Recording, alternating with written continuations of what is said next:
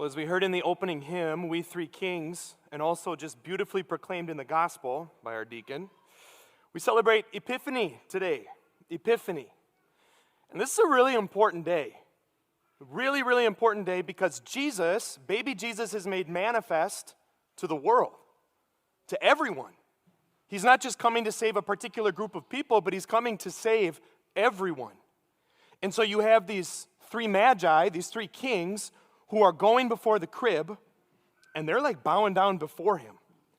To put that in 2025 terms, I mean, this is like this: if the Speaker of the House, the King of England, and the Prime Minister of, you choose your country, I don't care, they all get together, and they go before this little baby, and they're bowing down and saying, there's something special here. There's something with this child that's even beyond my power.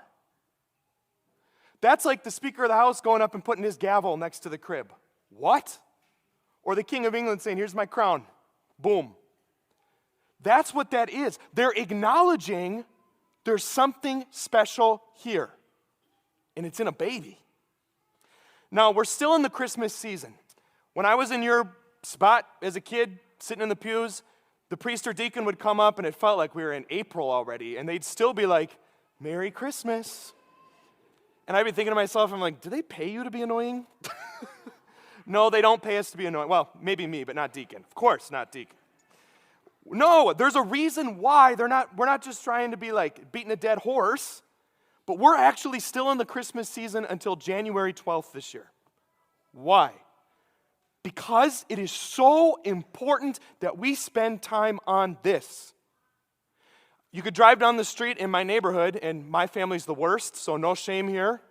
But you drive down the street on December 26th, and it's like Christmas tree, curb, Christmas tree, curb, Christmas tree, curb. You go to Target, no more Mariah Carey playing, nothing.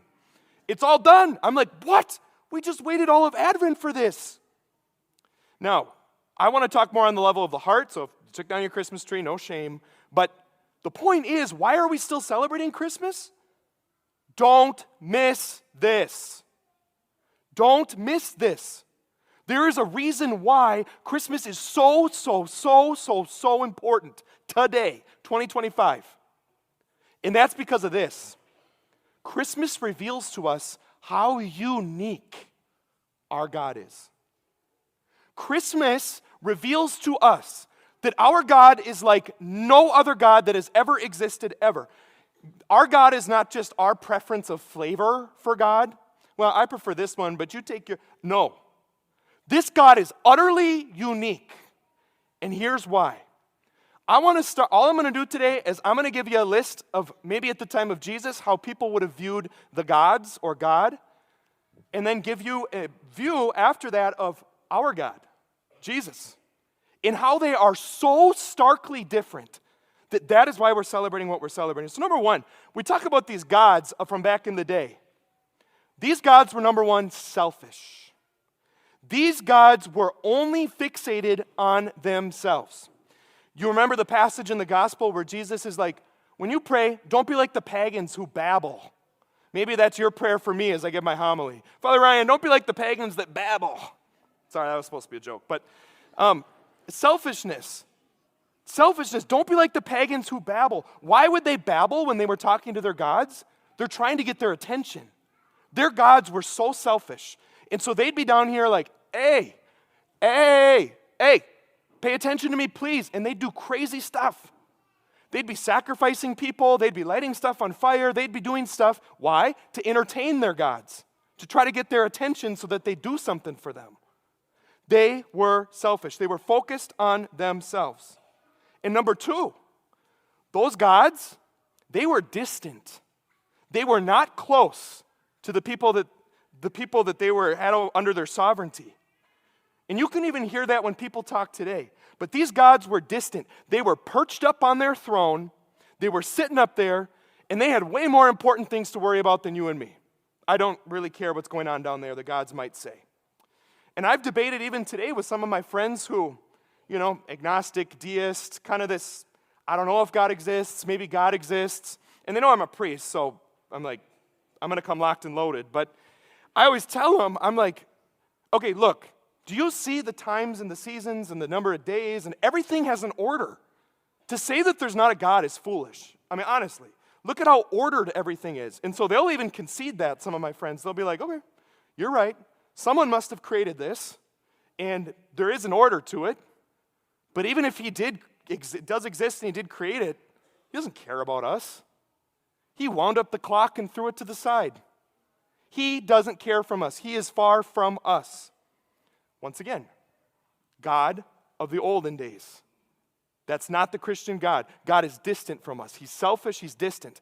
And then finally, what do we see in these other gods? They're prideful.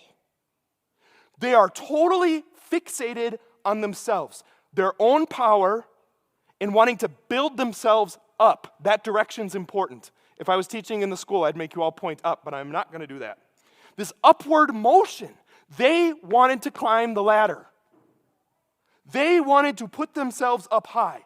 And you saw this all over the place, and you still see it today. The Roman emperor, back in the day, that wasn't just their political leader. That was their religious leader, their political leader, and actually a god. There was a man who was, you ready for the point, seeking to be God. And you still see this today. Man trying to become gods. When you watch sports, I love sports, but when you see man trying to become gods, I'm trying to break records. I'm trying to put myself above them. I'm trying to prove to other people how good I am. I'm trying to move up the depth chart. Or money. Oh, I'm going to be the richest. When I roll up to the New Year's Eve party, people are going to be like, wow, is that Father in that Honda CR-V? Woo! Or politics. How prevalent is it? You see people just grasping for power. I want power as long as I can get it, as much as I can get it. I'm trying to make myself into a god. Or even at our dinner table.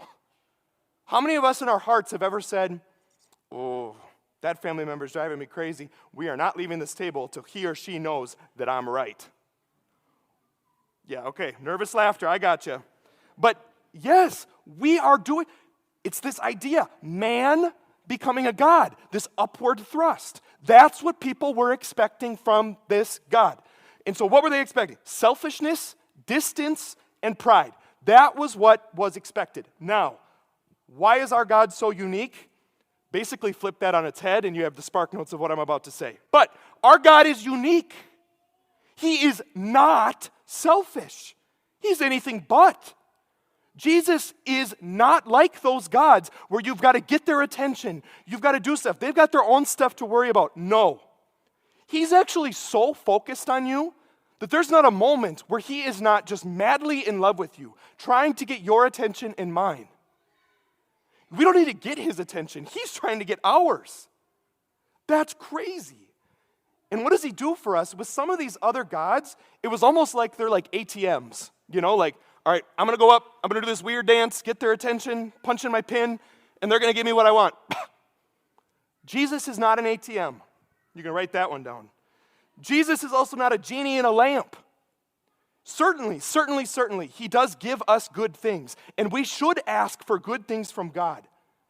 But Jesus wants to give us more than just those good things we are asking for. What do I mean?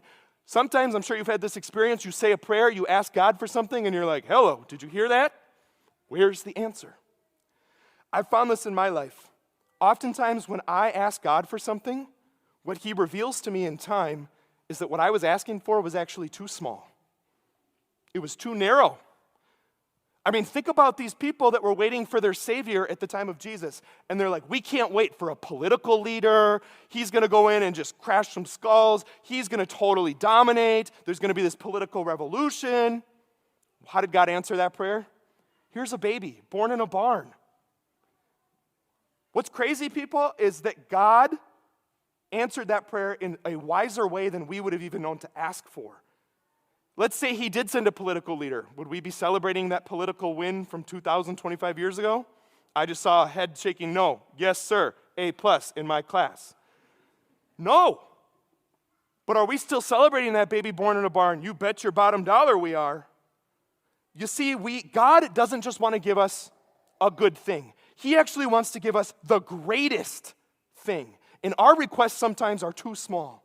He gives us the greatest good. And so if you're asking yourself today, you feel like, is he even hearing my prayer?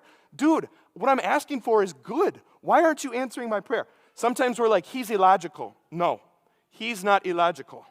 He's actually above our logic. He sees things that we can't see, and so we need to trust him. Hindsight is always 20/20, but we have to trust how God answers our prayer. He's generous. That's unique to our God. Deacon All and I have a friend, his name's Marty, and when he was a great baseball player when he was in middle school, he talks about this, and he would just pray. He's like, I want to win the state championship. He was the best player on his team. I want to win the state championship with my team. So he'd pray and pray and pray and pray, and the summer rolls around, and what happens? He breaks his arm. And he's like, hello. That is like the opposite of what I just asked for. Well, because he broke his arm, he was then able to go to extreme faith camp because he couldn't play baseball. That week changed his life. That 7th grader was never the same. He came back home and fell madly in love with God.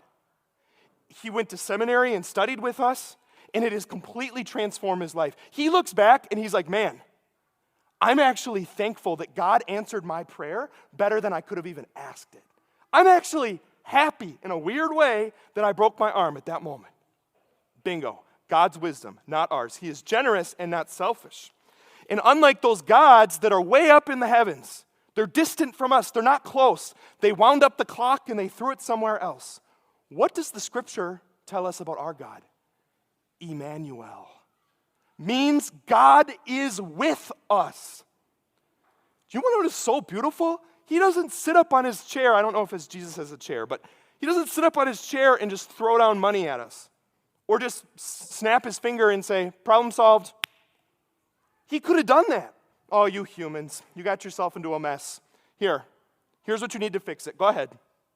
No, he's not light years away. He is not nowhere to be found. If you don't learn anything from this homily, write this one. God didn't come to just give us gifts. He came to give us the gift giver. He came to give himself.